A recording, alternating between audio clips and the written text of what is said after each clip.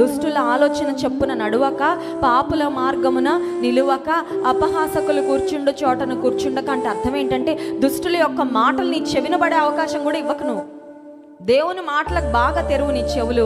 కానీ దుష్ట సంబంధమైన వ్యక్తులు, వారి సంభాషణలు, పాపపు సంభాషణలు, ఇలాంటి వాటితో మనకి సంబంధమే ఉండకూడదు. వాటి జోలికి కూడా మనం వెళ్ళడానికి వీల్లేదు. సర్పం మాటలు బాగా స్వీట్గా అనిపించినాయి హవ్వకు. తన భర్తను కూడా బలవంతం చేసింది. తను తిన్నది, తినవద్దన్న చెట్టు ఫలాన్ని తన భర్తకు కూడా తినిపించిన తర్వాత ఆజ్ఞ అతిక్రమమే పాపము. దేవుని మాటను ధిక్కరించిన తర్వాత పాపము వలన శాపం. ఏదైనా తోటలో అద్భుతంగా ఉందండి వాళ్ళ లైఫ్. చాలా మంచి లైఫ్ దేవుడు ఏర్పాటు చేశాడు. దేవుడు ఆదాము హవ్వను ఎంత ప్రేమించాడంటే, వాళ్ళని ముందు సృష్టించేసి ఒక పక్కన పెట్టి, చెట్లు కలుగునుగాక, ఆ తర్వాత వెలుగు కలుగునుగాక, ఆ తర్వాత మత్స్యములు, ఆకాశ పక్షులు, అవన్నీ తర్వాత